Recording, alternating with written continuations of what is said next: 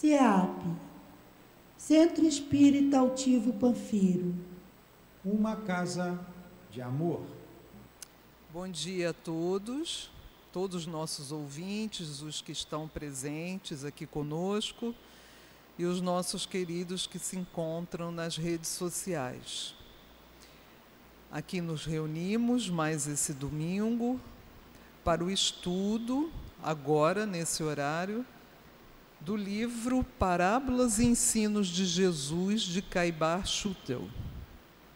Vamos inicialmente ler o Evangelho, fazer a nossa prece e depois dar prosseguimento ao estudo.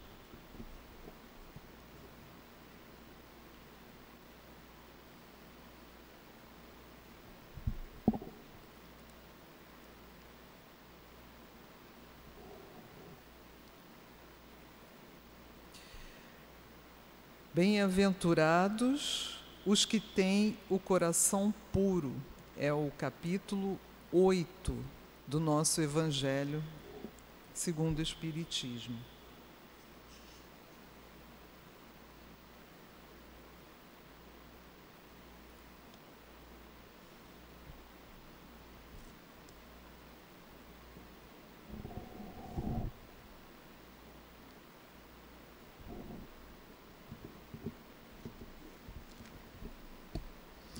O item é o de número 9.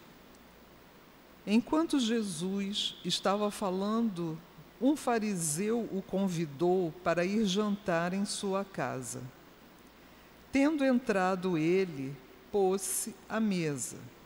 O fariseu, então, começa a dizer para si mesmo: por que ele não lavou as mãos antes de comer? E o Senhor lhe disse: agora, vós, os fariseus, limpais o que está por fora do copo e do prato, mas o interior de vossos corações está cheio de rapinas e de iniquidades. Insensatos que sois! Quem fez o que está por fora, não fez também o que está por dentro? Isso está em Lucas, capítulo 11, 37 a 40.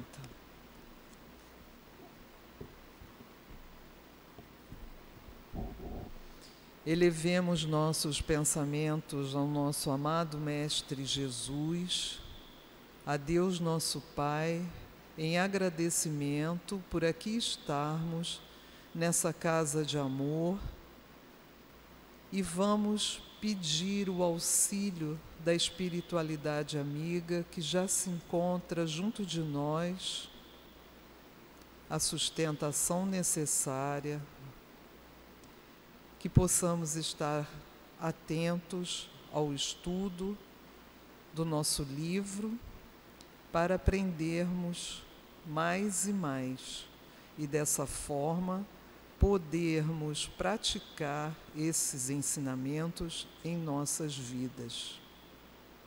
Obrigada, Senhor Jesus. Obrigada, Pai amado. Obrigada, espiritualidade amiga, amorosa, que sustenta a nossa casa, seu altivo e toda esse pleiade de espíritos amorosos. Muito obrigada, que possamos dar início ao estudo da manhã de hoje. Graças a Deus.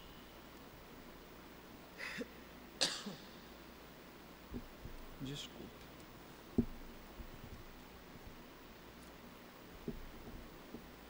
No domingo passado, nós começamos a parábola da figueira estéril, na página 62 desse livro.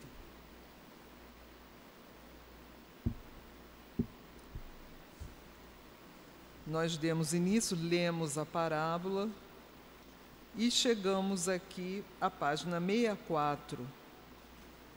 Eu vou ler só um trechinho aqui do estudo da aula anterior, só para a gente se situar. Espero que vocês tenham lido em casa, né? A parábola da figueira estéril.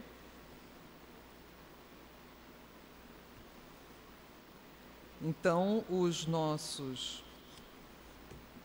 Jesus estava caminhando, né, com os seus discípulos, e eles ficaram muito assustados, né, de Jesus ter tornado aquela figueira tão frondosa, com folhas novas, tão bonita, seca em pouquíssimo tempo. Mas Jesus estava querendo, como sempre, né, nos dar uma lição aos seus discípulos e deixar esse ensinamento.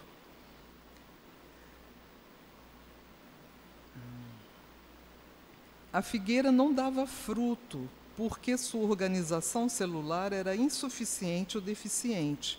E Jesus, conhecendo esse mal, quis dar uma lição aos seus discípulos, não só para lhes ensinar a terem fé, mas também para lhes fazer ver que os homens e as instituições infrutíferas, como aquela árvore, sofreriam as mesmas consequências.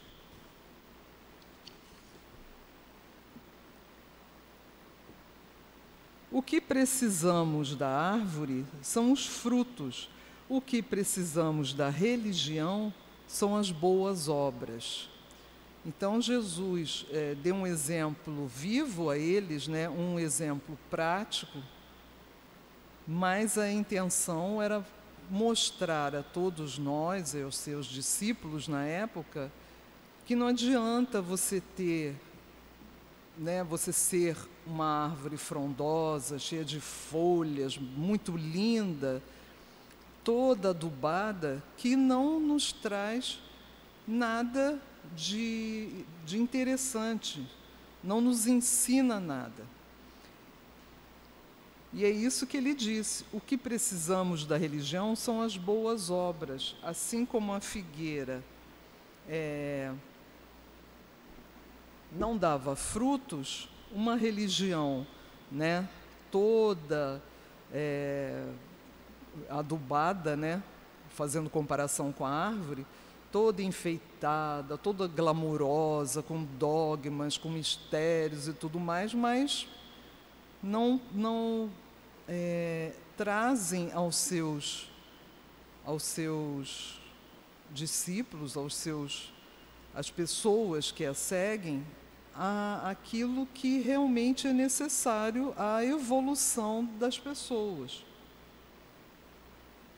Aí eu vou dar continuidade aqui no parágrafo. O parágrafo se inicia dessa forma: os dogmas só servem para obscurecer a inteligência, os sacramentos, para falsear os ensinos do Cristo, as festas, passeatas, procissões, imagens, etc., para consumir dinheiro em coisas vãs e iludir o povo com um culto que foi condenado pelos profetas dos tempos antigos, no Velho Testamento, e por Jesus Cristo no Novo Testamento. A religião do Cristo não é a religião das folhas, mas sim a dos frutos. A religião do Cristo não consiste nesse ritual usado pelas religiões humanas. A religião do Cristo é da caridade, é a do Espírito, é a da verdade. A fé que o Cristo preconizou não foi, portanto, a fé em dogmas católicos ou protestantes, mas sim a fé na vida eterna, a fé na existência de Deus, a fé, isto é, a convicção da necessidade da prática da caridade. Aquele que tiver essa fé, aquele que souber adquiri-la, tudo o que pedir em suas orações, sem dúvida receberá, porque limitará seus pedidos àquilo que lhe for de utilidade espiritual. Isso nos traz um grande ensinamento, né? ele está fazendo uma comparação com as religiões materialistas, né, do nosso mundo. Desde aquele tempo, né, ele já fazia essa observação de que, como eu já disse, né, essas religiões pomposas, cheias de dogmas, cheias de mistérios, né, de teatros, né, enfim, toda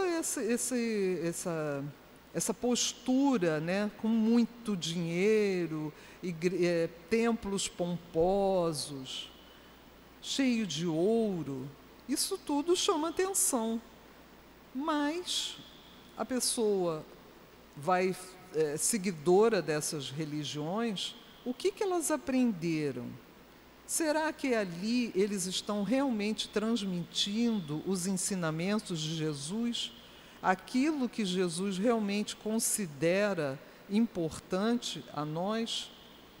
Não vamos nos esquecer que a primeira revelação, Moisés, ele falou de um Deus de justiça, né? Mas um Deus severo que castigava. Mas Jesus, quando esteve encarnado em nosso planeta, ele disse: eu não vim destruir a lei.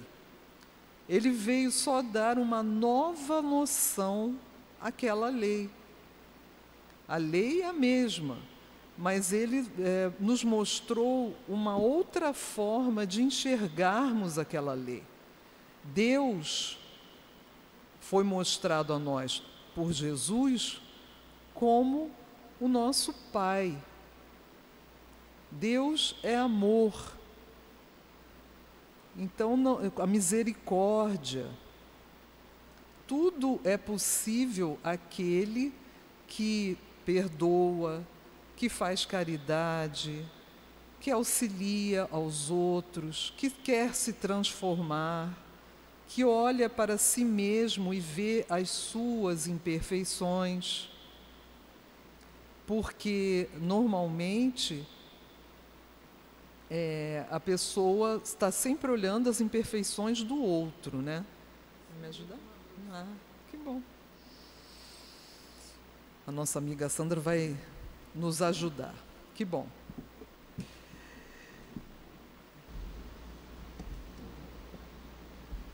E aí, por isso que daí ele colocou aqui no livro, né, o Caibá, que aquele que tiver essa fé apregoada por Jesus em suas orações, sem dúvida receberá o que pedir, porque se limitará seus pedidos àquilo que lhe for de utilidade espiritual.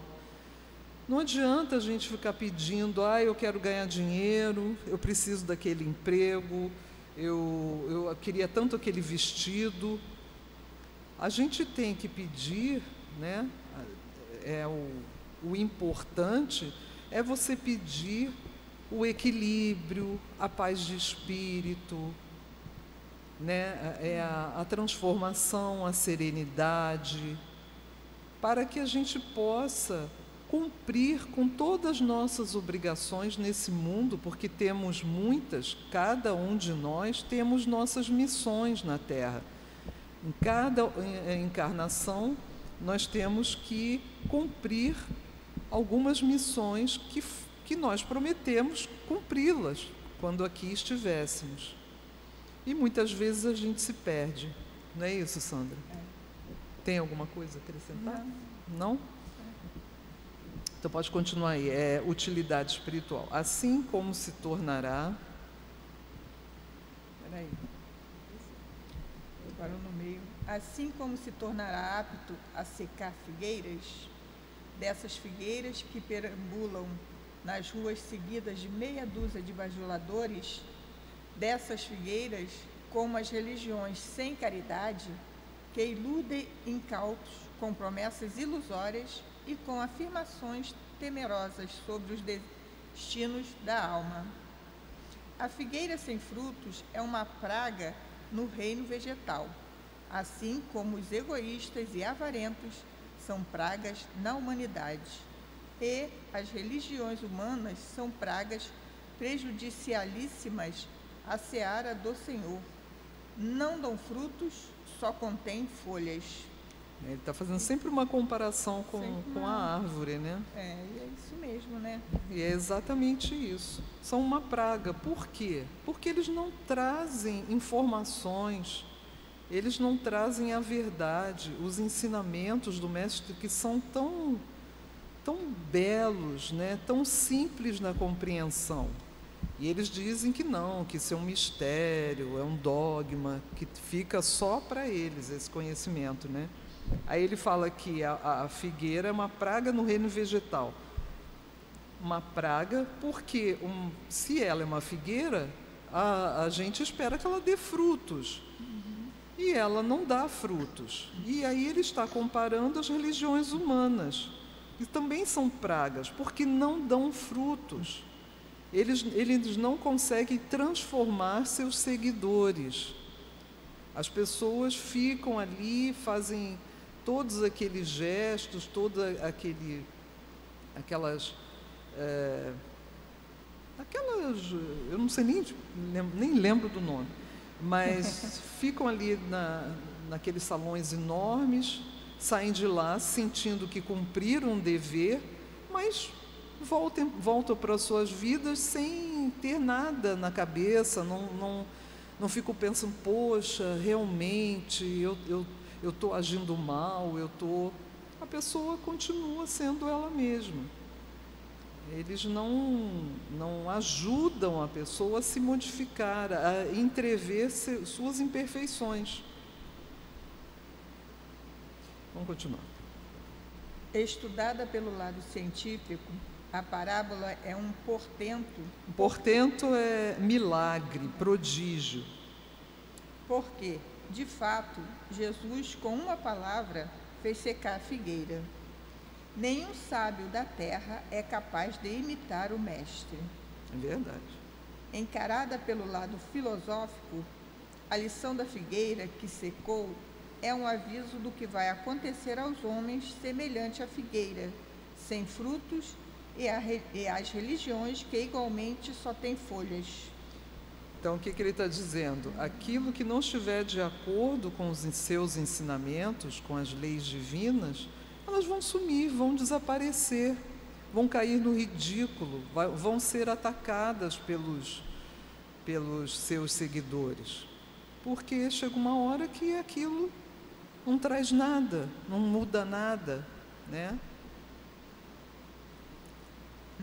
Nesta parábola, aprende-se ainda que a esterilidade é mal inevitável em todas as manifestações da natureza. Aqui e ali se vê a esterilidade como que desnaturando a criação ou transviando a obra de Deus. Exatamente. Nas plantas, nos animais, nos humanos, a esterilidade é a nota dissonante que estorva a harmonia universal. Estorva aí significa, né? Importuna. Muito boa essa frase, né? Nas plantas, nos animais, nos humanos, a esterilidade é nota dissonante que estorva a harmonia universal.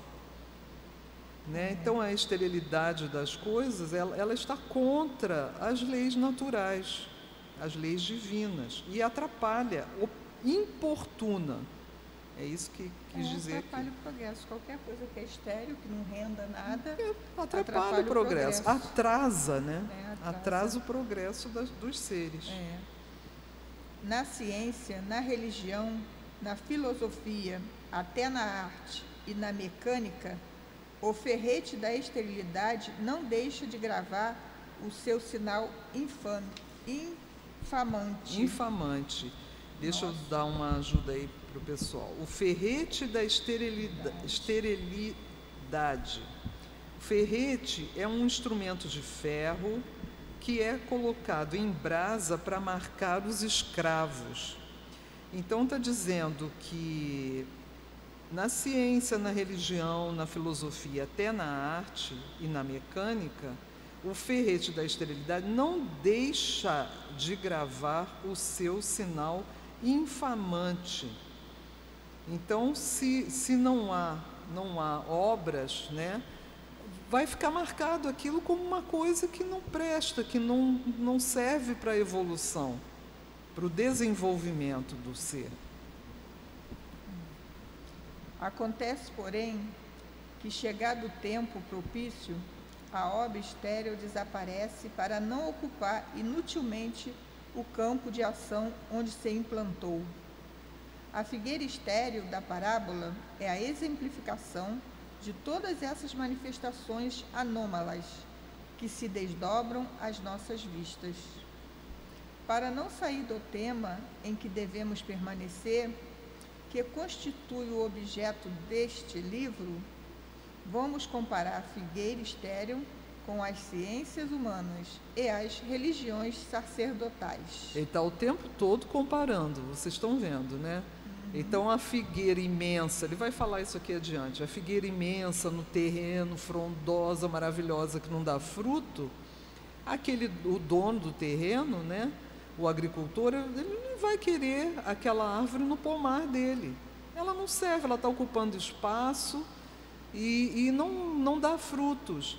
E ele está aqui comparando isso com essas religiões todas que ocupam espaço, né, um grande espaço, atrai um monte de gente e aos poucos as pessoas vão abandonando, porque não vem aí nenhuma utilidade, não alcançam, né, não conseguem alcançar aquilo que no fundo de suas almas estão procurando. E por isso que ele colocou logo no início aqui, chegado o tempo propício, a obra estéril desaparece. Não significa que é de hoje para amanhã, né, gente? Isso aí é com o tempo, com a transformação das pessoas. Conforme as pessoas vão adquirindo cultura, entendimento, né? E porque, na maioria das vezes, as pessoas estão ali, são levadas e nem param para pensar. Elas não param para pensar no que está as envolvendo, o que aquilo está trazendo. Elas preferem não se responsabilizar por sua transformação, né, e deixar isso nas mãos do padre, né, daquele que está lá, o sacerdote que está lá divulgando aquela doutrina. É muito mais fácil, né? Ele vai lá, a pessoa se confessa. É mais cômodo, né? Sim. Eu não preciso fazer nada. Não preciso fazer nada, não preciso mexer em marimbondo nenhum. Eu vou lá, eu confesso meus pecados e está tudo certo. Estou salvo. Semana que vem, se eu fizer alguma coisa errada, eu vou lá e falo com ele de novo e tudo volta ao normal. A gente sabe que não é assim. Pode continuar. Sim. À primeira vista, não parece ao leitor que a parábola se adapta perfeitamente a essas manifestações do pensamento absoluto e autoritário? Sim. Vemos uma árvore, reconhecemos nessa árvore uma figueira. Está bem entrocada, bem enfolhada, bem adubada. Vamos procurar figos e nem uma fruta encontramos. Vemos uma segunda árvore, que deve ser a da vida. Reconhecemos nela uma religião que já permanece há muitos anos e vem sendo transmitida de geração em geração. Procuramos nela verdades que iluminem, consolos que fortifiquem, ensinos que instruam, fatos que demonstrem, e nada disso achamos, a despeito de uma grande quantidade de adubo que lançam em redor dessa mesma árvore.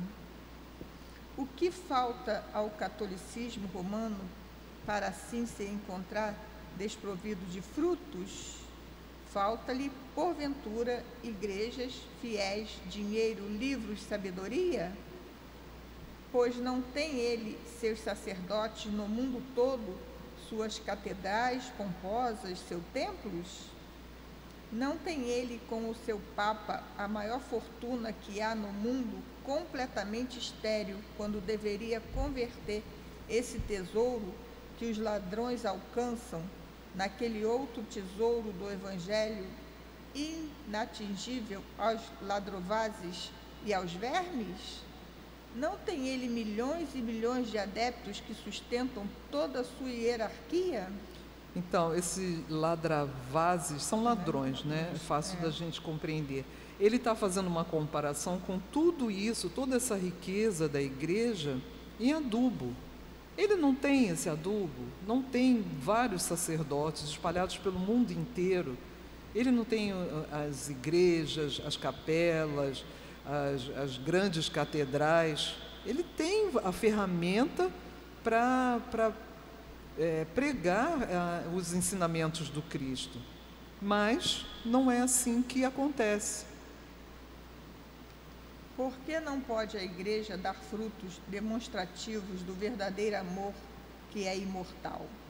Por que não pode demonstrar a imortalidade da alma, que é a melhor caridade que se pode praticar?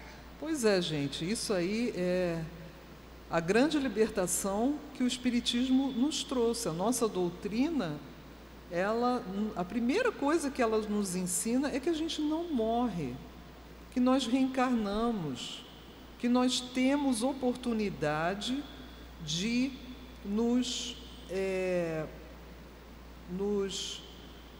transformar perante a lei. Se nós erramos, nós não somos enviados ao inferno para lá eternamente queimarmos. Olha que coisa horrível. Uma coisa horrível e uma coisa assim que não cabe mais, que hoje em dia as pessoas não podem mais acreditar nisso.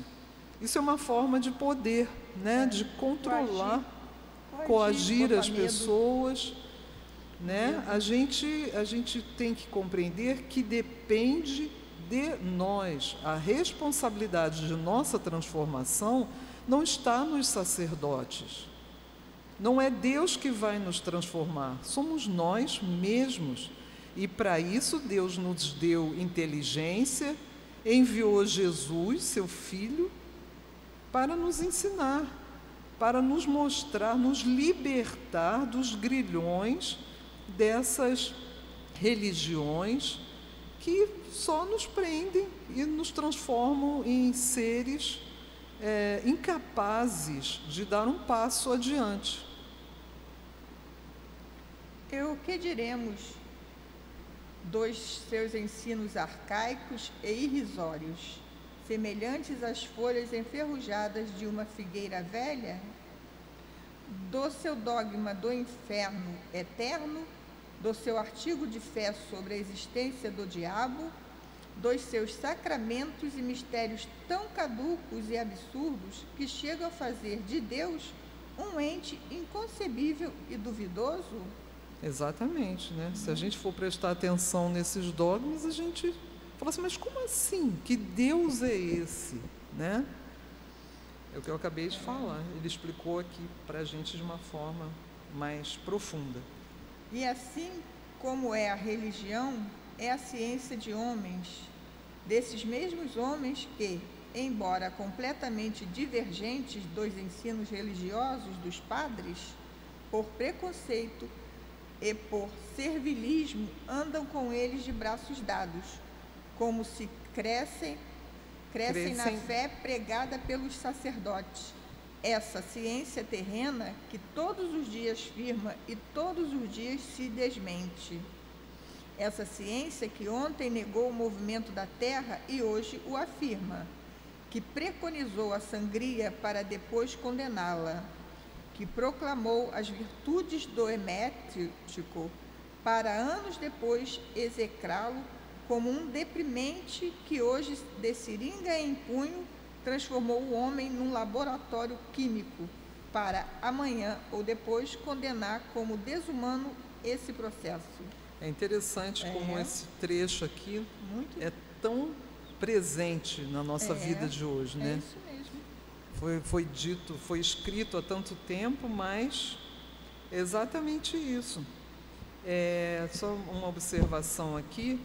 Ele está dizendo, né, que os homens da ciência, por servilismo, ficam lá agradando os padres. Eles não acreditam em mais nada. Os homens da ciência, eles não têm mais interesse nenhum. Mas, por servilismo, para mostrar que eles são muito bonzinhos, né? Eles estão aí a braços dados com os sacerdotes, como se crescem na fé pregada por eles. Esta ciência terrena que todos os dias afirma e todos os dias desmente. A ciência vem sempre mudando, né? A ciência não pode paralisar. As coisas vão evoluindo, vão se descobrindo novas situações, vão se desenvolvendo novas formas de estudo e de pesquisa em laboratórios ou na vida diária. E aí, lógico que a ciência vai mudar. Então, está dizendo que a ciência, que não é uma coisa estática, né, mesmo assim ela continua lá servindo a igreja, né? Aí ele fala que preconizou a sangria. A sangria era uma forma de tratamento no século, até acho que no século XIX ainda se usava. É sangria mesmo, é abrir uma parte da pele. Ainda se usa. E algumas pessoas ainda usam, né? Usavam sanguessugas, que é aquele animalzinho que vive na água e ele se prende a outros seres de corpo quente para sugar o sangue.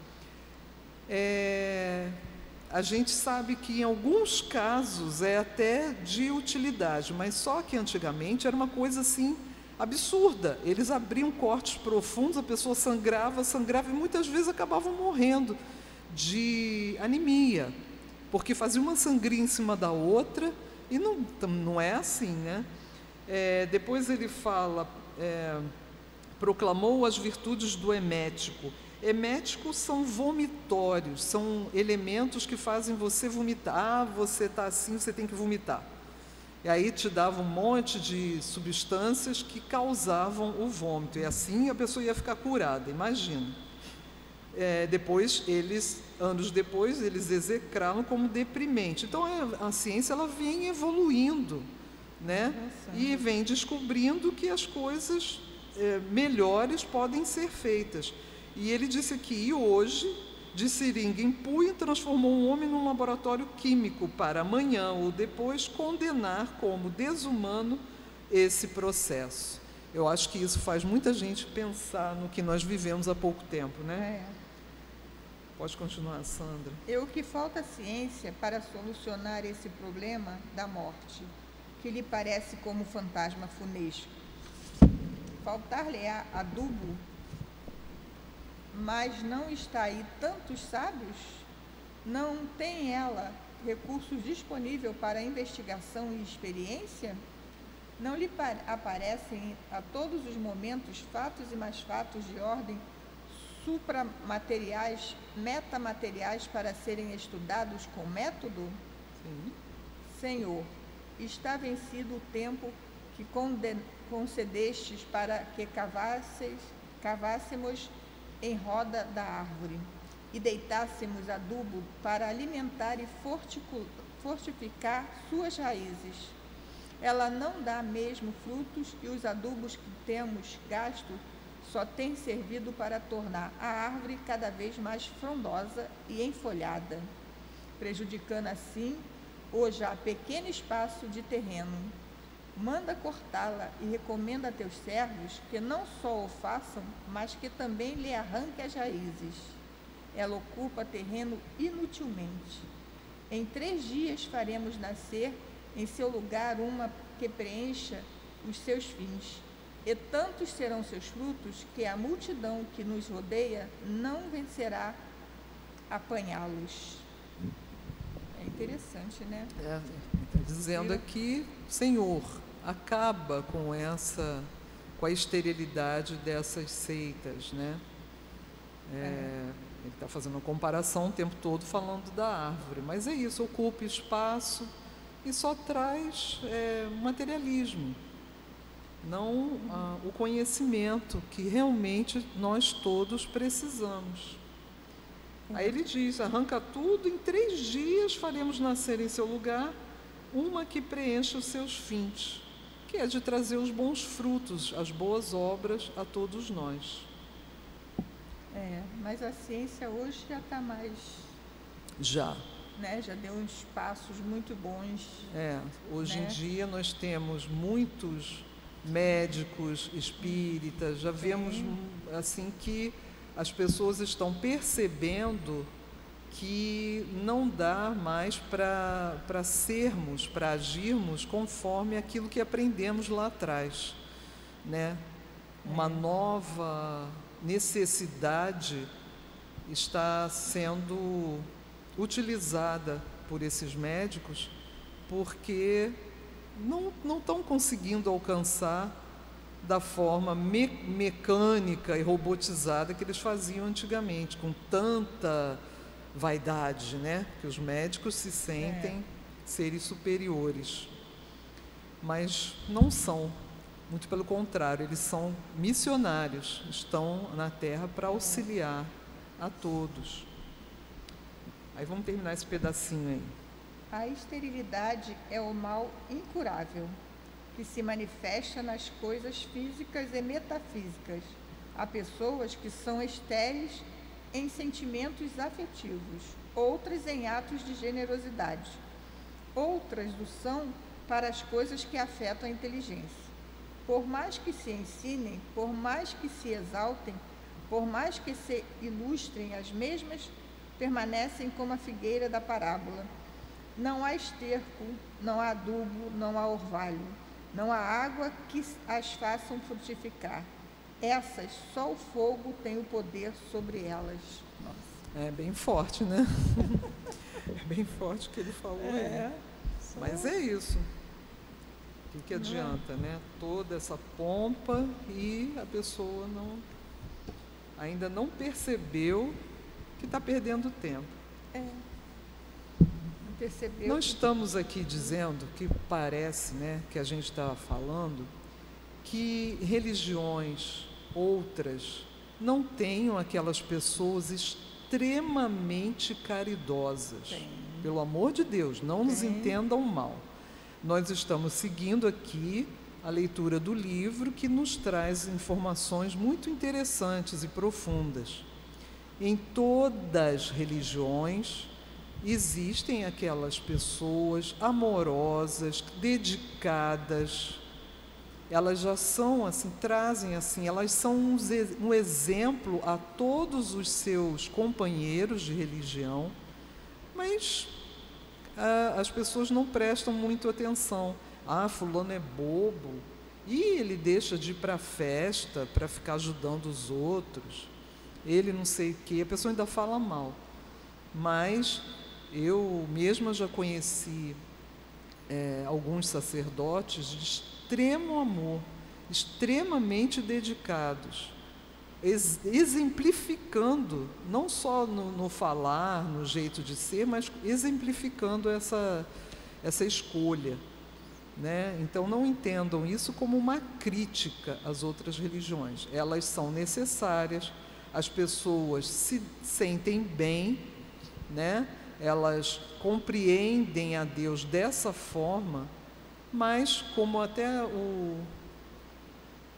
nós sabemos, até o nosso dirigente já falou aqui, em outro estudo, a doutrina espírita não é a religião do futuro, ela é o futuro das religiões.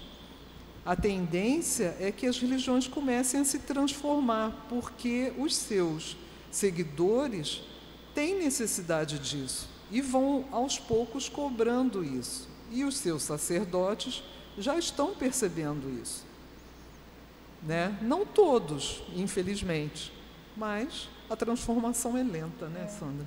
A evolução é lenta.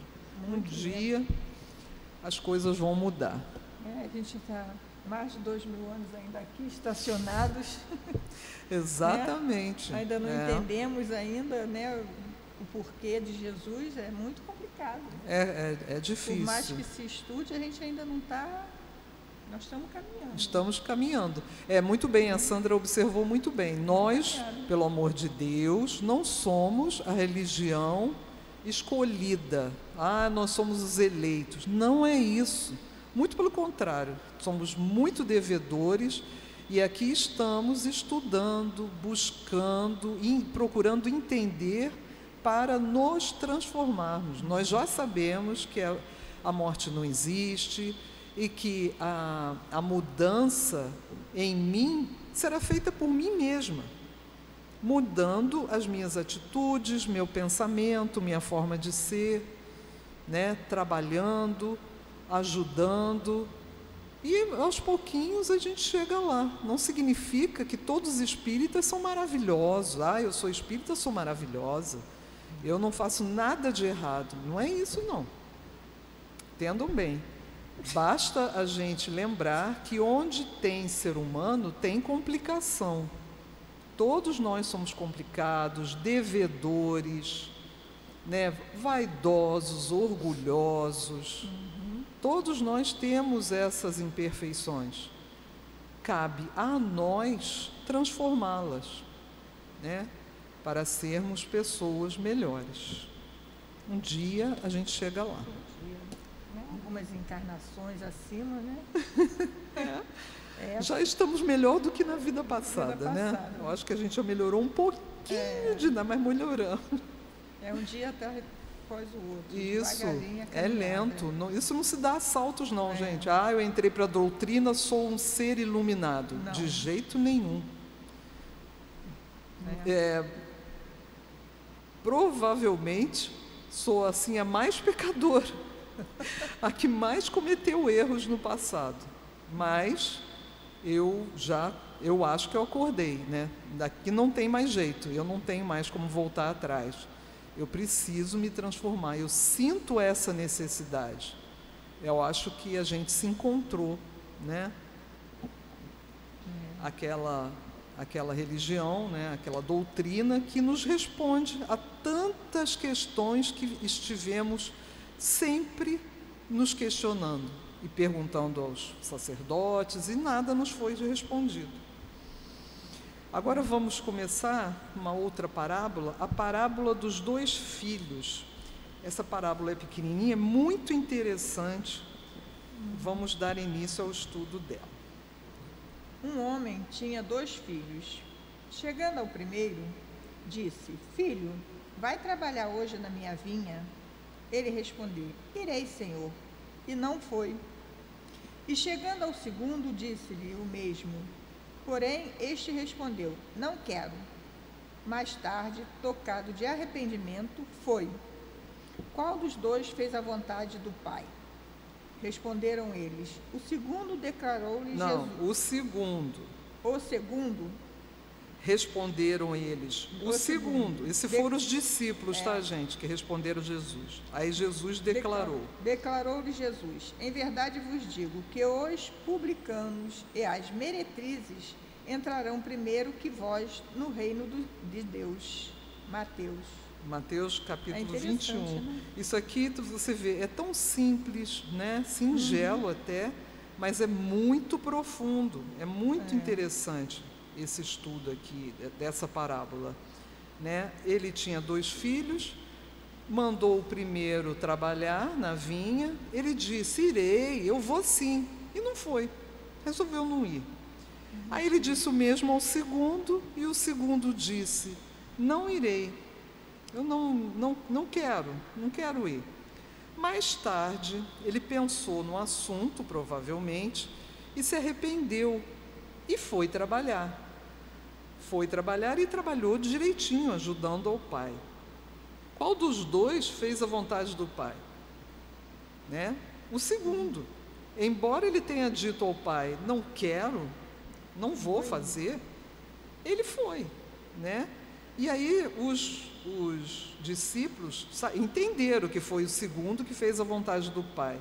E aí Jesus declarou que os publicanos e as meretrizes entrarão primeiro que vós no reino dos céus, de Deus, reino dos céus, né?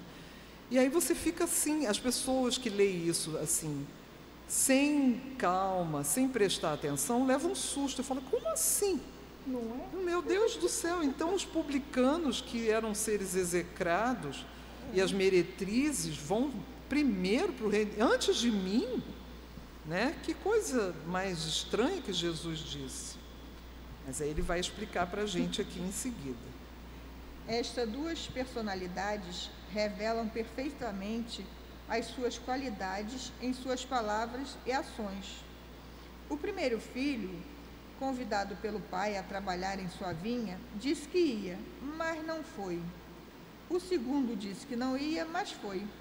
O primeiro é a personificação da crença, credo, sem obras.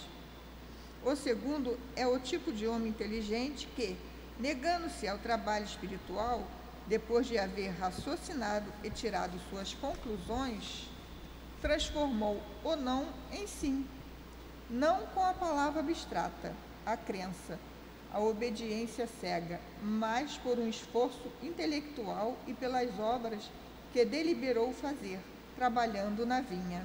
Olha que coisa interessantíssima. É bem importante esse trecho aí. O primeiro, ele está comparando o primeiro filho que disse, eu vou, pode contar comigo. É a personificação da crença sem obras, ou seja, o credo sem obras. É aquele que crê em coisas, como a Sandra falou em relação à parábola anterior, a pessoa vai na igreja, reza, ajoelha, confessa seus pecados, ele tem um credo sem obras, e ele faz se quiser, ele nem para pensar, Muitos de nós estivemos assim no início dessa vida, a maioria dos espíritas vem da Igreja Católica, e aí quando começaram a despertar e a raciocinar, começaram a entender que alguma coisa estava errada, Poxa, mas eu sou tão inútil, eu não sirvo para nada, Jesus trabalhou tanto, O segundo filho é o tipo de homem inteligente, que negando o seu trabalho espiritual, depois de haver raciocinado e tirado suas conclusões, transformou o não em sim. Gente, vamos compreender que isso aí, essa reação do segundo filho não foi assim de uma hora para outra, tá? Vamos entender isso com o tempo. Ele pensou, Ele raciocinou em cima daquela reação dele e pensou, mas eu estou fazendo errado. Eu vou sim ao trabalho, eu vou ajudar o meu pai. Então, ele não entendeu isso com a palavra abstrata, com a crença, com a obediência cega, mas por um esforço intelectual e pelas obras que deliberou fazer, trabalhando na vinha. Ele pensou, vou fazer sim, isso vai ser bom para mim e para todos. Por que não, Ensina esta parábola que a vontade de Deus é que trabalhemos não só em proveito nosso, mas em proveito dos nossos semelhantes, ao passo que não é vontade de Deus crermos sem trabalho, isto é, cegamente sem obra. Então, não adianta a gente estar em uma religião em que você não se una aos outros para fazer aquilo que Deus espera que façamos. Sejamos fraternos, O Cristo já não deliberou, já nos ensinou a amar a Deus sobre todas as coisas e ao próximo como a ti mesmo. Então, se eu amar o próximo, eu vou querer ajudá-lo, eu vou querer estar junto dele quando ele está em sofrimento. Se ele tiver fome, eu vou querer ajudá-lo com alimentação, não é? Então, você ouve isso, amar a Deus sobre todas as coisas e ao próximo como a ti mesmo, como uma coisa, e parece que passa assim, feito uma nuvem, na sua cabeça, e você não para raciocinar em cima dessa frase tão bonita, desse ensinamento tão bonito de Jesus. Não é vontade de Deus crermos sem trabalho, isto é, cegamente. O que ele falou lá, o padre disse, está ótimo. Você não gostou do que o padre falou? Está ótimo, eu não tenho nada para reclamar.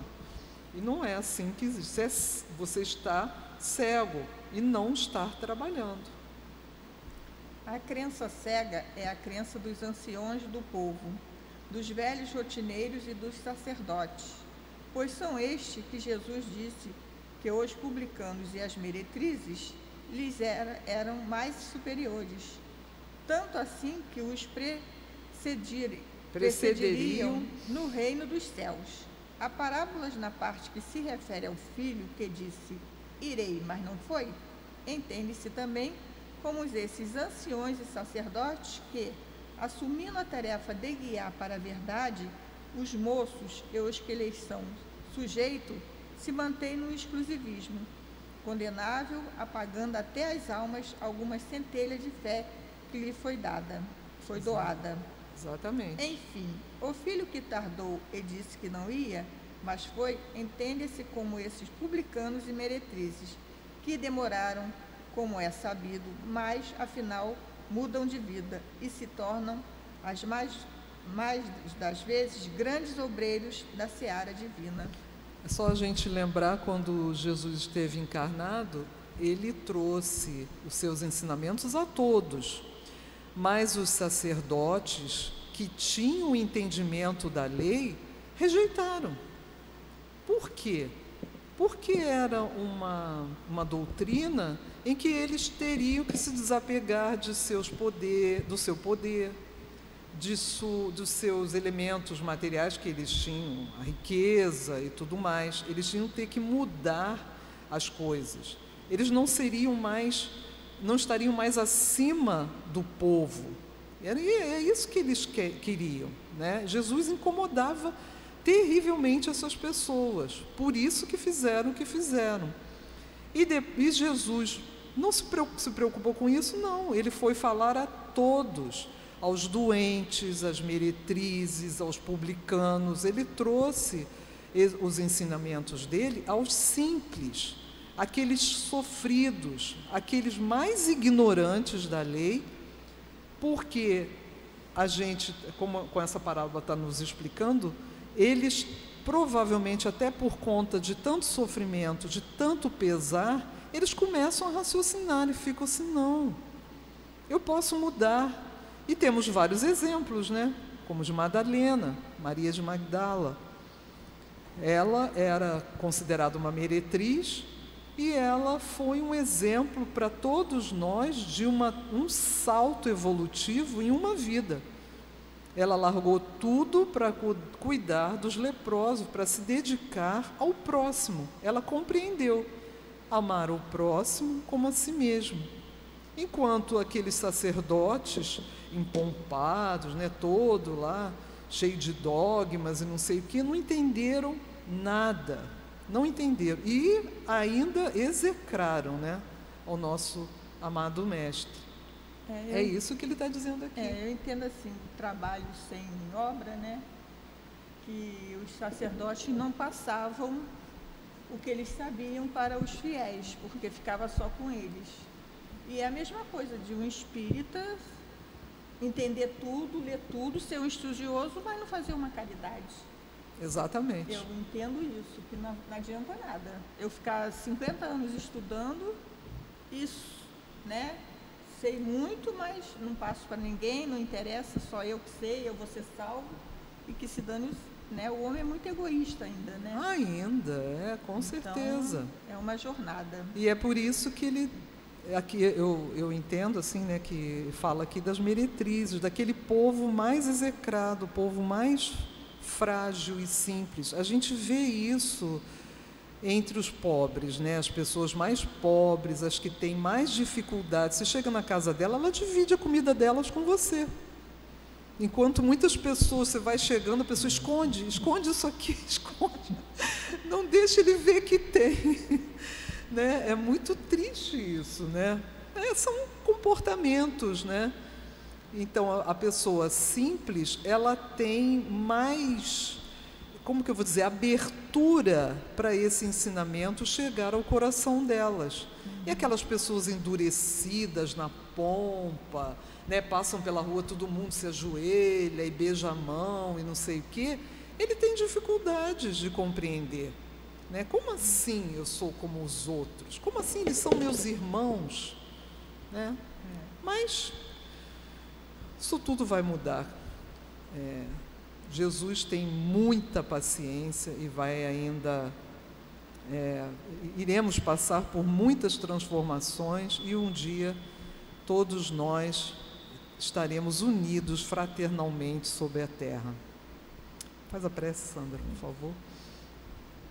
Vamos elevar nossos pensamentos a Jesus, agradecer a Ele por esses ensinamentos, agradecer o Caibar por nos trazer essas parábolas de um modo tão explicativo, tão limpo, agradecer a Deus que nos concedeu mais um dia de vida, mais um dia de oportunidade para o nosso crescimento. Agradecemos a seu altivo e a todos os mentores dessa casa, que estão sempre nos intuindo, nos ajudando, nos recebe de braços abertos, nos dando essa oportunidade de estudar, de aprender, de trabalhar no bem. Que Jesus nos ilumine, que esse dia seja um dia de paz, tranquilidade para todos que estão aqui, todos que estão em casa. Que o Senhor Jesus ilumine todo esse orbe, trazendo harmonia, paz e discernimento para todos os nossos governantes, para que a paz seja fincada nesse orbe, que no momento tanto sofrimento, que Deus nos ilumine, nos abençoe e nos traga muito amor e carinho nos corações endurecidos. Graças a Deus.